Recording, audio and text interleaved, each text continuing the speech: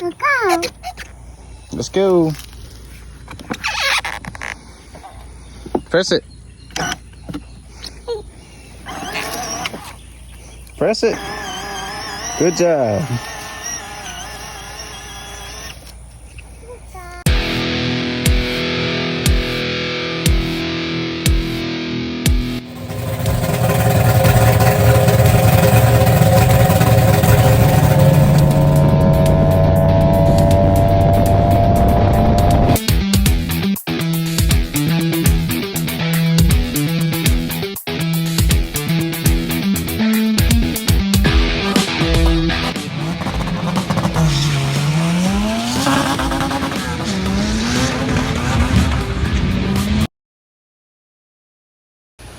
What's up? Welcome back to the Freak Show. Today we're gonna be doing something a little custom today.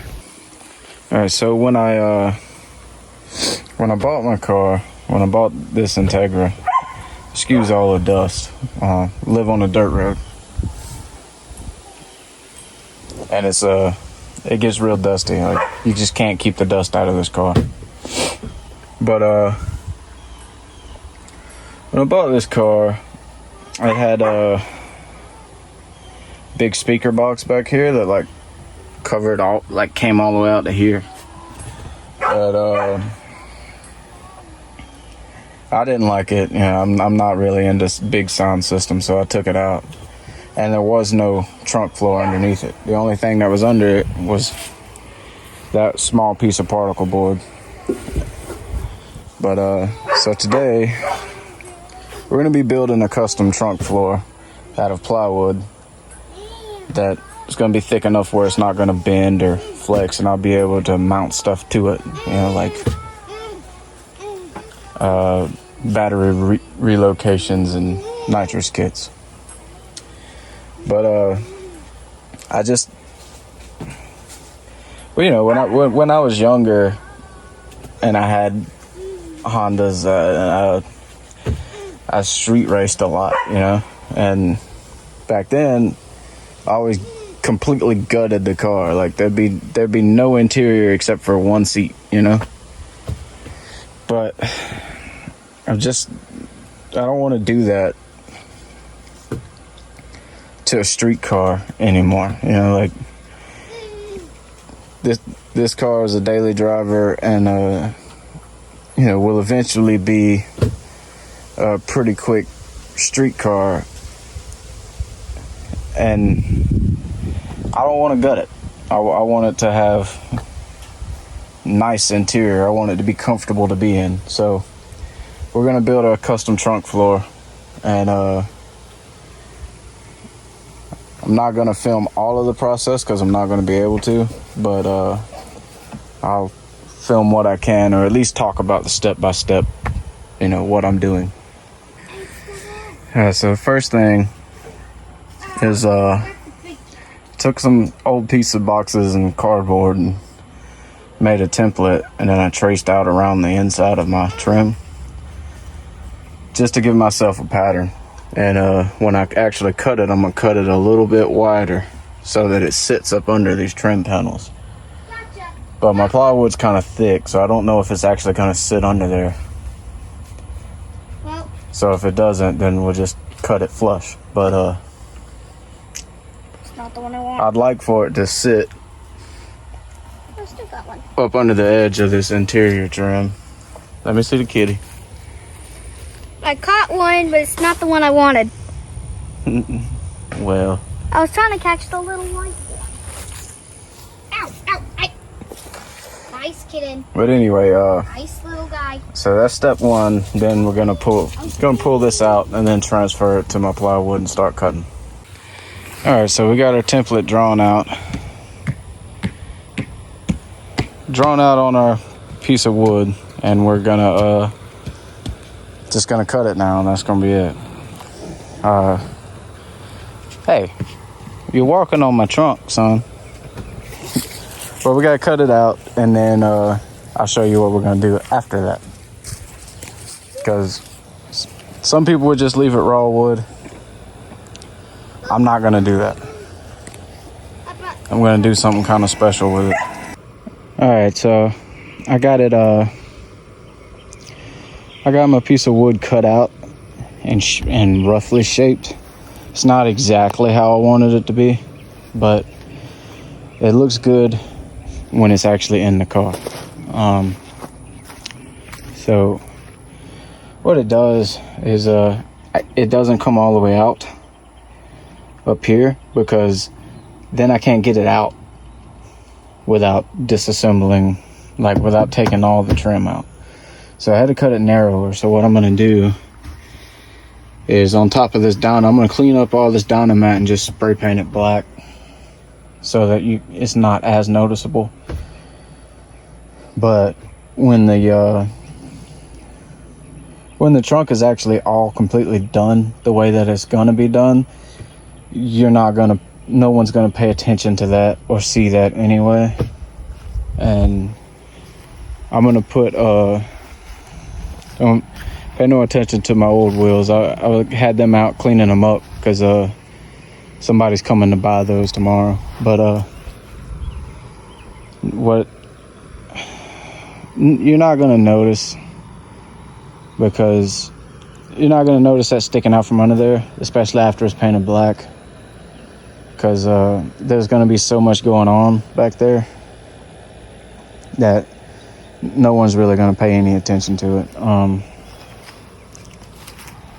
gonna also put some foam tape under the bottom of it around the edges so it doesn't vibrate and make a lot of noise, because that would really suck. But now I just gotta sand it down, kind of bevel the edges a little bit, and then put a coat of black paint on it. Alright, we got it sanded down and put a pretty decent coat of black spray paint on it. I'm gonna leave it here to dry, and probably leave it overnight and then come back to it tomorrow. But let me show you what else we got going on.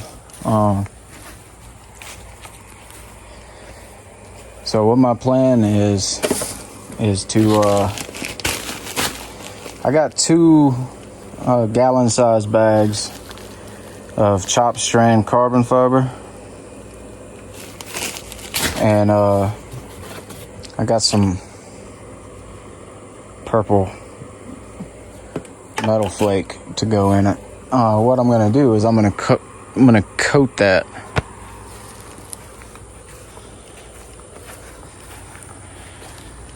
I'm gonna coat this piece of wood in those carbon fiber flakes and resin, and I'm gonna sand it all down and clear coat over, and I'm gonna basically laminate the wood with carbon fiber so it has that forged carbon fiber look. I've worked with composites a pretty good bit. I've done fiberglass for that boat, and I've done some repairs on carbon fiber, like carbon fiber hoods and stuff like that. So I'm pretty good. Like, I like working with composite, so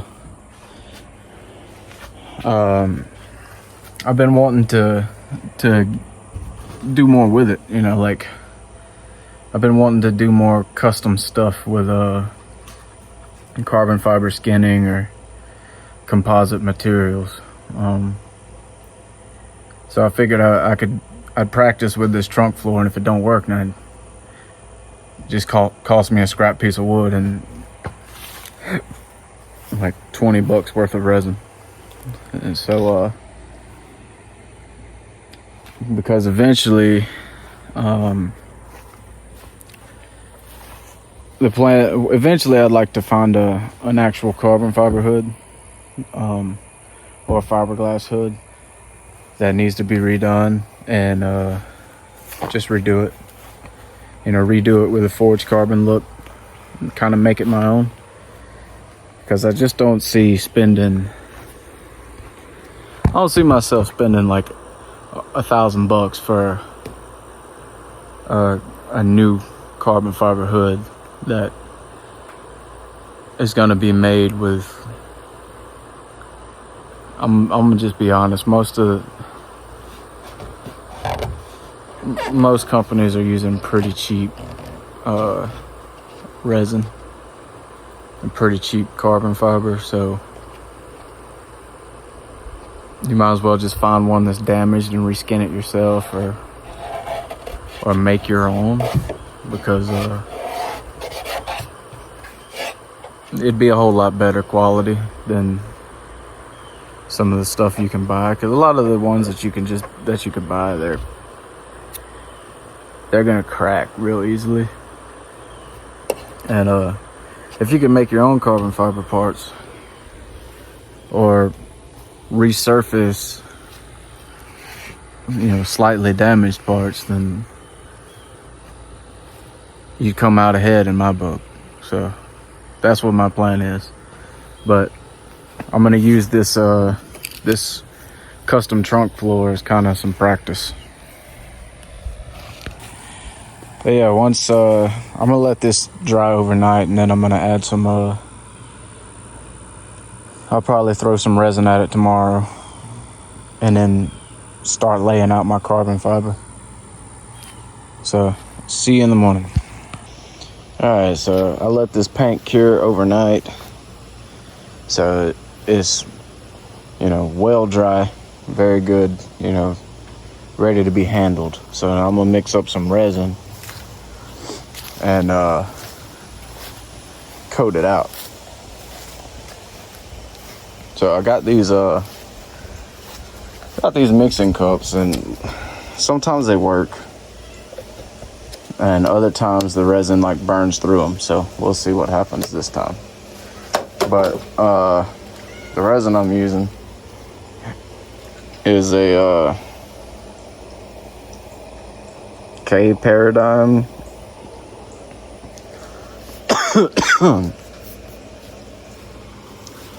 I don't know, I've never used this resin before, but it's a 1-to-1 mix, so it should be easier than what I've used before. Alright, well, I'm not sure how it's gonna turn out, but I've used all of my resin, and I've got it as wetted out as I can get it.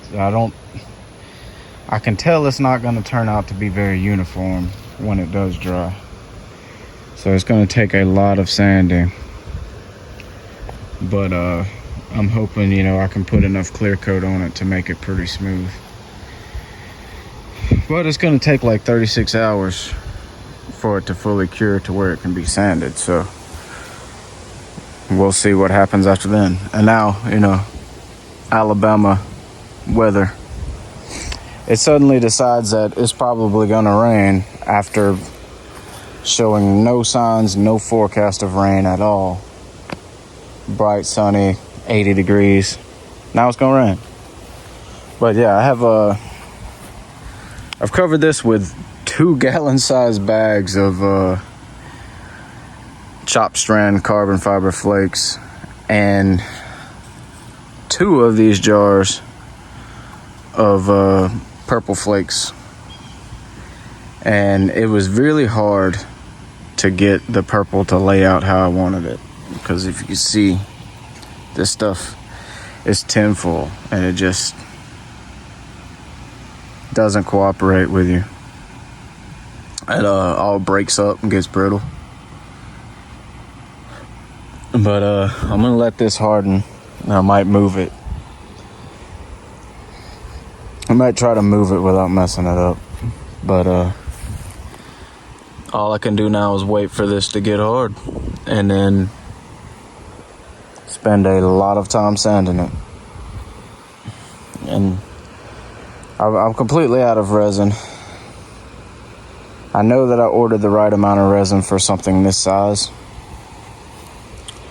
I just underestimated the amount of resin it would actually take, how much this chopped strand was gonna soak it up. Because it soaked it up very quickly. Really, ideally, if I was doing a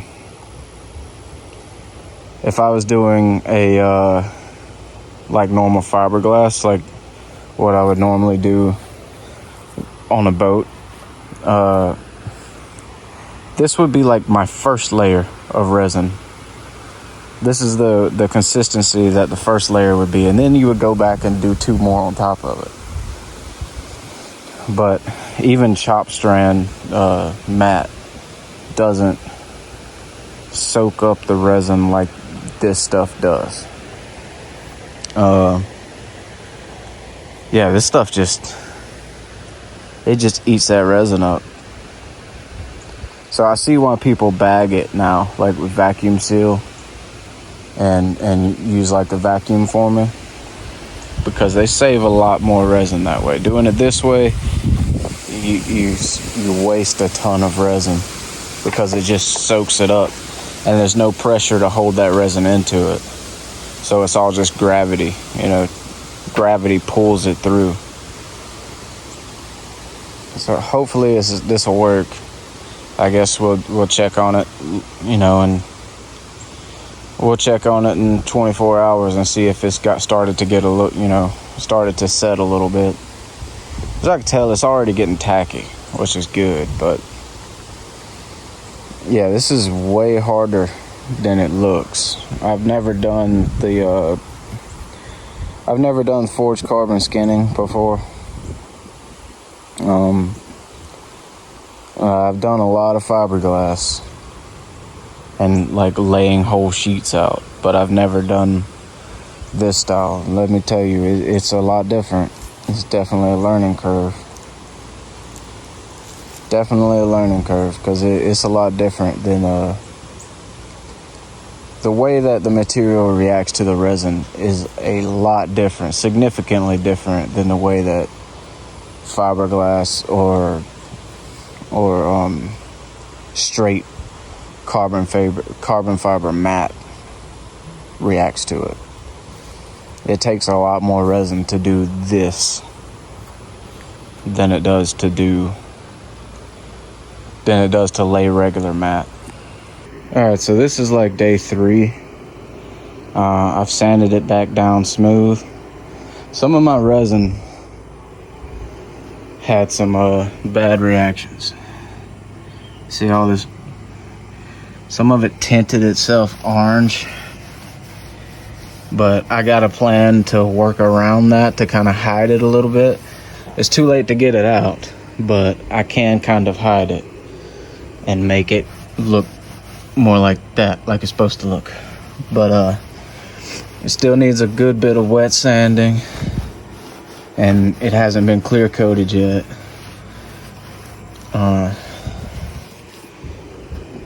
So like this corner here looks really good, and I think that I can use a little bit of black spray paint and kind of wash it and tint some of those oranger spots to a darker color, kind of like down here. There's still a lot of lumps and bumps and waves to it, but it needs to be wet sanded a lot more and have the shine brought back to it, and then it needs to be clear coated. But this is I'm going to make this a 2-part video. This will be the end of part 1.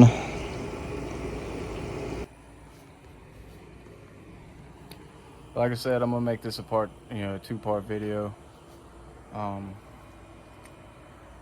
Thank you for watching. There's definitely a learning curve to this. I've done composites before on the race boat, fiberglass repair. I've laid carbon fiber, but not chop strand like this for that forged look. And I definitely underestimated the amount of resin that I was going to need. I would have ordered 3 times as much if I had known what it was going to do. I didn't think that, I don't think it turned out too bad. But if I had ordered enough resin, I probably wouldn't have all this staining in my resin like I do now. Because I was really trying to stretch it to make it, make sure I had enough on there. That probably wouldn't have happened. But, like I said, I'm going to make this the end of part 1. Part 2 will be out in a week or 2 when I have more time to finish it. and we'll do all the finish sanding and the clear coat, and we'll make it shine, and then we'll do the final install into the car. But that's all I have time for today. Thank you for watching. See you in the next one.